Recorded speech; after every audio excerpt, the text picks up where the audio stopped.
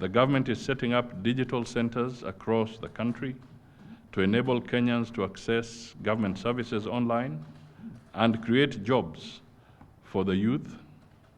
The target is to digitize 80% of critical government services. This digitization plan also requires the procurement of government tenders be done online through the e-procurement system, which the Treasury has elaborated on. This is being piloted in 12 public entities, leading up to the target launch on January 1st, 2025.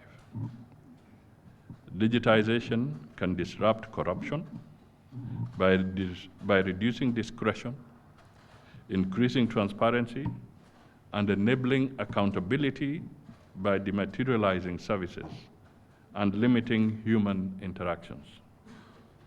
It also allows for more effective oversight by smarter accountability institutions and data-savvy civil society. It should also put rogue elements in our procurement system on notice. The overarching goal for these initiatives is to improve the business climate and expand opportunities for micro, small, and medium enterprises to increase their contribution to national development. A more vibrant MSME sector will procure more locally available goods and services, thus creating jobs, shielding the economy from imported inflation, and spurring development of our local industry. On the domestic front, the challenges of climate change, including drought last year and floods this year, have contributed to a significant increase in the cost of living. Further pressure from high debt service has forced the government to make haircut budget adjustments on essential public sector development programs. The situation is so tight that we have been forced to make difficult decisions to keep our country in motion and avoid public confrontation with the people, particularly our youth, who have recently expressed their displeasure about the cost of living and lack of jobs through public demonstrations. This has slowed down the implementation of the government's bottom-up economic transformation agenda, thus stifling our ambitious vision of economic and social transformation. My challenge to you, therefore, today is to reflect on how you can position your profession to support our country's development agenda. You have an opportunity to change the negative perception and blanket condemnation about your noble profession by ensuring that your members operate within the laid down legal and regulatory frameworks. Your profession can play a more strategic role in helping Kenya navigate the complex issues that it is experiencing.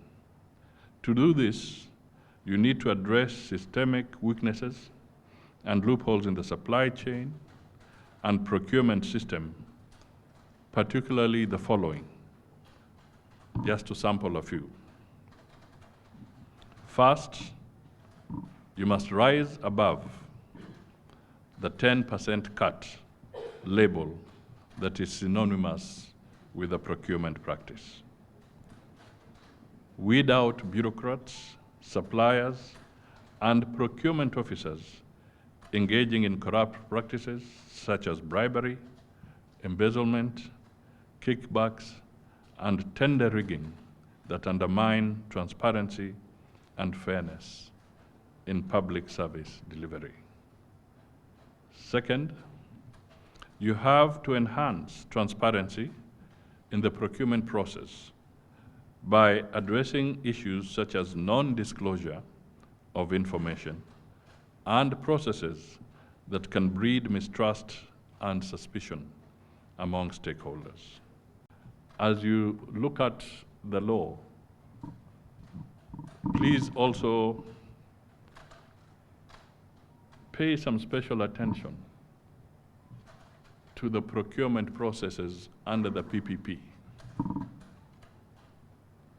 Because as much as we want to encourage public-private partnerships, at the end of the day, we are engaging with public resources as well in some of these areas.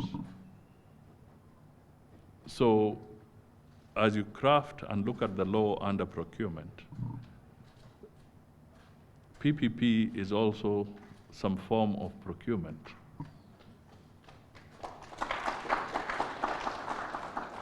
So it will call for better scrutiny so that we have better practices going forward and we can build confidence.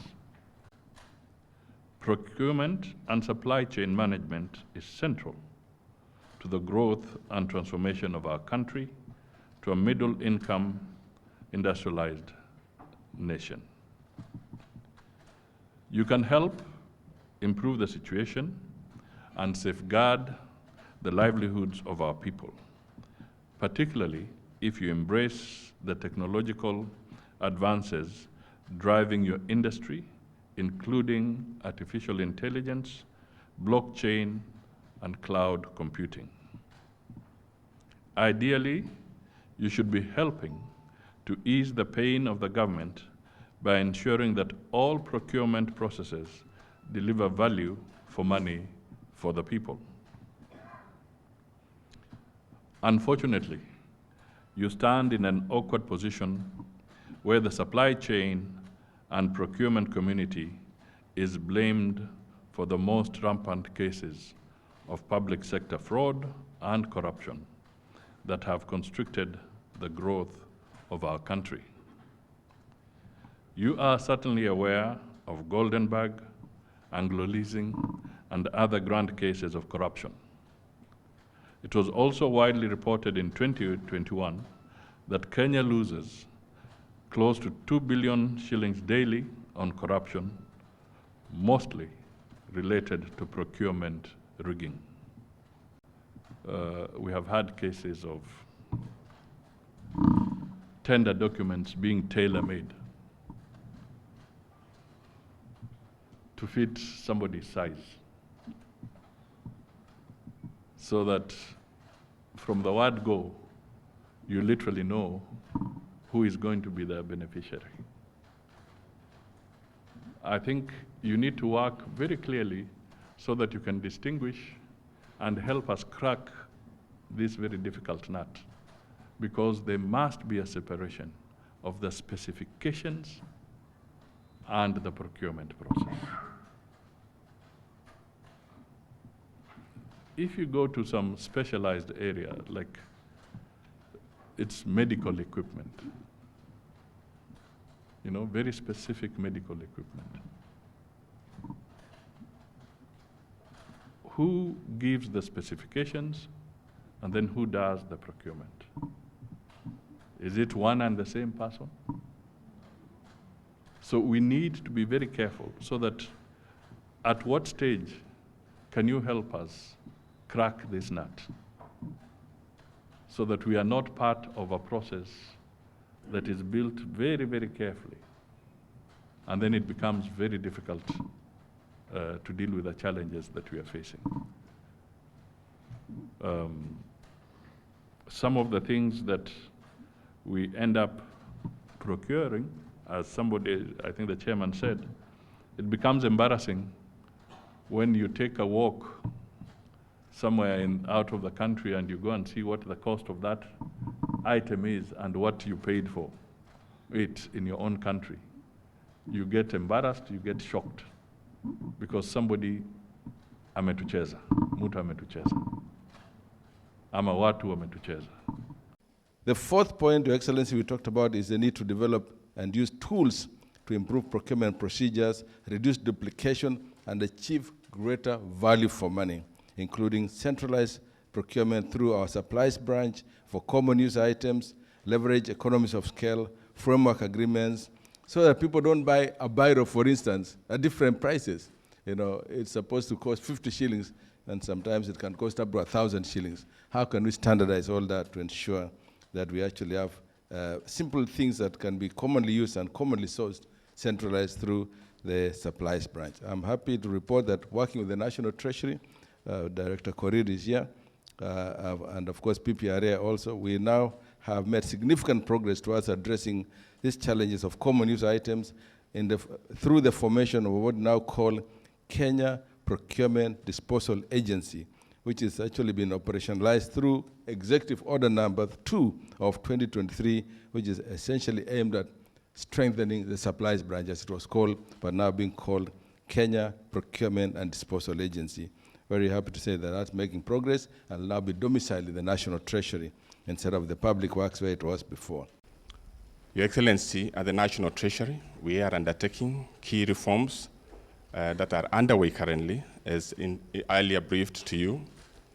And together with other stakeholders, we are undertaking key reforms in the area of public procurement, specifically on digitization of procurement process, what we call the EGPs, Electronic Procurement Government Procurement. This digitization, Your Excellency, is envisaged to create so much value to this country in terms of efficiency, in terms of increased transparency, in terms of greater accountability and visibility of all our procurement process by the citizens of Kenya. Indeed, the jurisdictions who have undertaken this electronic procurement across the world have realized savings of up to 10% of their GDP.